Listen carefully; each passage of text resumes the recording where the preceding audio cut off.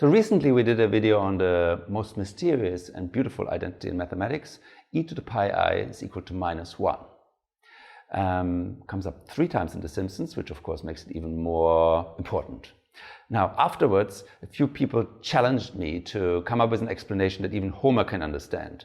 And I've actually been agonizing over this ever since. And today I want to do just that. I want to explain e to the pi I is equal to -1 to someone like Homer.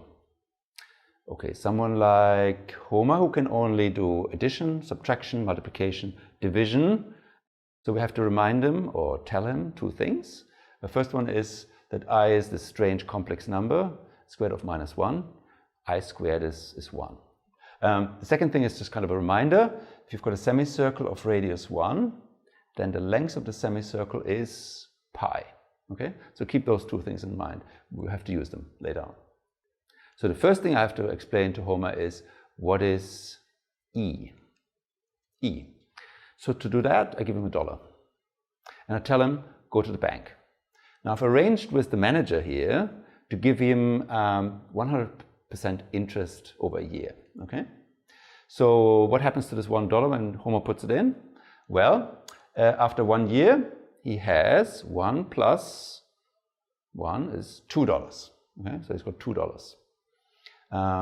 Now this is actually not the best you can do with 100% interest. You can do better if you find a better bank. And we found a better bank, the Second Bank of Springfield. The Second Bank of Springfield, they calculate and credit interest twice a year. So after 6 months, what happens?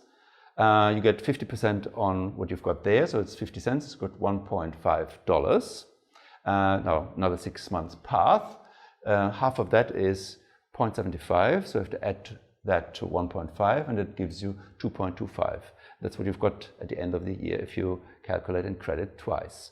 Now at the Third Bank of Springfield, they do it 3 times. So what do you get? After 4 months you get that, after 8 months you get that, and at the end of the year you've got that, even more. Okay, and it's actually quite easy to figure out the general formula for this. Well, maybe Homer can't do it, but I can do it. So it's this one here. And you can probably do it too if you're watching this video. So it's 1 plus 1 divided by n to the power of n. So if you credit n times throughout the year, that's how much money you have at the end of the year. Let's just check it for the simplest cases 2 and 2.25. So for n equal to 1, we've got 1 plus 1 is 2, is 2. Okay, 1 plus 1/2 is 1.5, squared is 2.25. Okay, works, okay? Works in general. Now, this is really good news, but maybe what you think now, and Homer definitely thinks this is, well, I divide more and more, and I get more and more money, so if I just divide enough, maybe I get $1 trillion at the end of the year. Sadly, that doesn't work, okay? So for example, if you divide into 125 parts, you get that much money at the end of the year, or have that much money at the end of the year. Now, if you crank up the n, what happens is, well, that number goes up, but it goes up very slowly and actually settles down to a number. So if we push the whole thing to infinity, we take the limit of this, we get this number here, $2.718. And that's the absolute maximum. That's continuously compounding interest. That's what it is. So you can't do any better than this. That's E. And that's also where E kind of comes up for the first time historically. Exactly this sort of consideration, okay? Cool. So now we've got E. We're ready to move on. E to the pi I. Well, not so fast. Let's just go to e to the pi first, which is actually almost as mysterious as e to the pi I. Why is that? Well, it's got a special name. It's called Gelfond's constant. And eventually I'll definitely make a video about this one.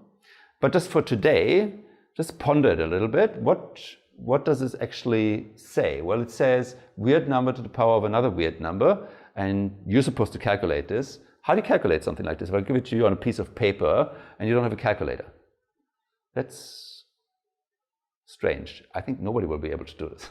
Well, it would be doable if pi was equal to 3, because then we know we just have to kind of multiply, you know, maybe chopped off bits here 3 times and together, and we get rough approximation to what we're looking for. But no, we have this one here. So we really want to calculate this. We want to really know, for some strange reason, how much money Homer has after pi years if we're compounding interest continuously? That's what we want to know. We can't go to sleep tonight if we don't know. Okay, now the trick here is we have got this bit here, which gets us closer to e the more we crank up this n. Okay, and so if I put that one up here and put a large number in here, we get the right thing, or approximately the right thing, or as close to the right thing as we want. All right, now that looks still pretty awful, okay? And well, let's muck around a little bit with it. So the first thing we do is we multiply by pi here and there. And so if we do this on the top and the bottom, obviously nothing changes. It actually looks a bit uglier than before. But what's nice here is that these two bits are the same. And what you have to do now to get this is just crank up the bit in the box, right? So n equals 1, we have this, n equals 2, we have that, and then that. And that's still pretty awful. Except what's really important here, and that's a really, really nice trick, is what's really essential here is that we're going up. It doesn't matter how we're going up, as long as we're going up towards infinity, we can go up by nice numbers. 1, 2, 3. That will also get us there. And that's actually what we do. And this here is exactly what we're looking for, right? So it's like really awful to the power of awful. But now we've just got addition, division, multiplication. That's all we have to do, right? Just a lot. But that's basically all we have to do, right? So, getting there. And of course, the pi here stands for really any number whatsoever. So what we've done now is actually we've figured out how to calculate the exponential function, which basically nothing, right? It's just this. That's what we've just figured out. That's pretty good effort, right? So, well, let's just graph this and a couple of those guys and see what happens, right? So I've graphed the exponential function, and I graphed the first one of these guys, well, the second one really, where we take the m is equal to 2. So we've got this guy here. Not a terribly good fit, but if you crank up the m now, you can really see how good this gets. And actually, when you press the button on the calculator, that's what your calculator does at some level, right? It just adds and multiplies and divides and does these sorts of things. That's all you can do. Anything complicated in mathematics, when you do it numerically, has to be reduced to just basic arithmetic. Otherwise, it doesn't work. Okay, here we go. Almost there now. Just chuck in your pi I, that's what we're interested in, and go for it. And actually, we could go for it at this stage. It's actually not very hard to multiply things like this. Well, this is basically a complex number in here. So we've got a nice number plus a nice number times I. This weird. It's actually not very hard to multiply a couple of those things together. I could teach you in a second. Actually, I'm going to teach you in a second and just do it. Let's just do it on Mathematica and see what Mathematica spits out. So for m equals to 1, we get this number here. It's also a complex number. Doesn't matter what you put up there. Doesn't matter what m is. The result is always going to be a complex number. Right? So let's just crank it up now. Crank it up, crank it up, crank it up. All the way to, what did I do, 100. Okay, and you can see that this first bit here gets closer and closer to -1. And the second bit here, that nice number in front of the I, goes to 0. So basically the ugly part goes away, and we're left with the -1 if you kind of go to infinity. And we could stop here, but actually I've got this really, really, really nice way of multiplying complex numbers, which you can apply to this, multiplying complex numbers with triangles. I wanted to show you. Okay, so here we go. Now, complex numbers you can draw. Like real numbers you can draw on the number line. Complex numbers you can draw in the xy plane. Actually, Homer stands right on top of the xy plane, so we might as well use it. And he can really relate to it at this point in time. So here we've got the real number line. So there's 0, there's 1, there's 2, and so on. And well, we've extended this real line by the complex plane. It's just this whole thing. So every complex number corresponds to a point in here. So for example, 1.5 plus I is just the point where you go 1.5 over here along the x-axis and then 1 up, direction of the y-axis, okay? And then this guy here, for example, 1 plus 2i, well, 1 over here, and then 2 units up. Okay, now let's multiply those two things together. Right, so what do? Well, we do 1 times 1.5 is 1.5, then 1 times I is I. 2i times 1.5 is 3i. And then the last one, that's where we have to kind of remember that I squared is equal to minus 1. So this is minus 1 times 2 is minus 2. Now we just combine things together in the obvious way. So there, and that's the product. And of course that corresponds to a point, that guy up there. Well, how do you get from here to there? Not obvious, right? We couldn't do this, but you can actually see it at a glance. You can see at a glance that these two guys get you up there. How? With triangles. Okay, so to every point, to every complex number, we associate a triangle. And the corners are 0, 1, and that point here, okay? So that's the first triangle. It's a sabit. Second triangle, 0, 1, point. There this guy. Now we align them, like that. Stretch this one, the red one, so that these two sides are the same. And there's your product. Brilliant, isn't it? So you just kind of align and stretch these triangles and you know what happens. And actually, if you know the triangles, it's pretty easy to predict where the product's going to be. Let's do another example. Let's do this one here squared. So what you need for squared is the same triangle twice. Okay, stretch it. That's a square. Now, cubing, and we're going to have higher power, so we need to see what happens here. So we just make another triangle, stretch it. That's the cube of this number here. All right, now higher powers.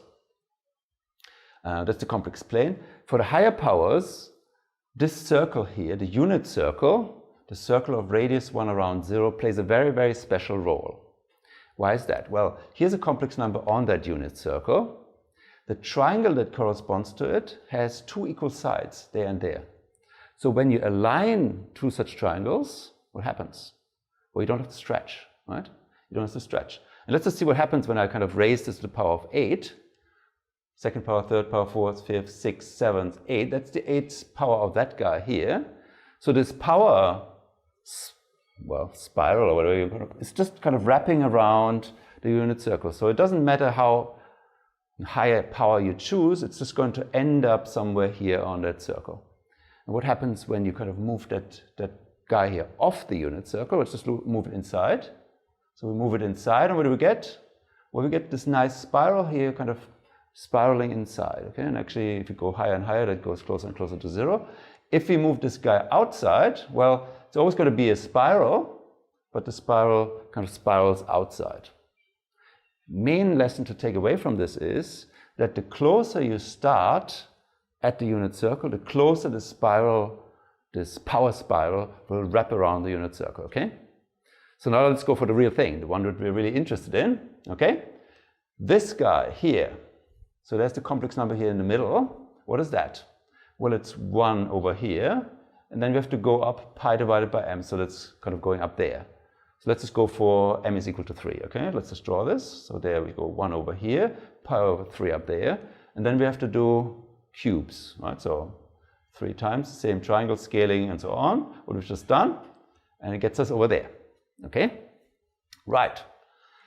Now, what's going to happen when I make this m bigger? Okay, well, the one stays the same. I make the m bigger, that means that this number here gets smaller, right? It gets smaller. That means that it's going to wander down here. It's going to get closer and closer to this point. And actually I can make it as close to this point as I want, right? As close to 1 as I want by making m bigger and bigger. It's just going to wander down here, down here, down here, down here. Means the spiral is going to wrap close to the unit circle. Well, let's just do it, okay? So crank up to 4 triangles now. Crank up to 5 triangles now. It's wrapping closer, right? 5 to 6. Now let's just let it go and see how that guy here gets closer and closer to -1. It's real magic about to happen. So ready to go for the magic? Okay, there we go. Cranking it up all the way. Well, not all the way. Up to 100. But you can see it's really getting closer and closer to -1. So it's pretty obvious why, right? I mean, the bit that's obvious so far is that because that guy here wanders down and down, it gets closer and closer to the unit circle. We should get a closer and closer wrap around the unit circle. But what's not clear at the moment maybe is why we don't wrap further or closer. Why do we just go halfways around? And for that, you have to remember what I said at the very beginning, this reminder about the length of this semicircle. What's the length of the semicircle again? It's pi, okay, it's pi. And, well, what is this? This is the mth part of pi, okay? So basically we're starting out to mth part of pi here, and then we're doing this m times, so pi divided by m times m is pi, so we're going to eventually wrap around halfway, smack on, right? And we're going to get e to the pi I is equal to -1. And I think this is the way to explain it. And hopefully, well, I don't know about Homer, but hopefully you, who are all masters of plus, minus, multiply, and so on, got something out of it.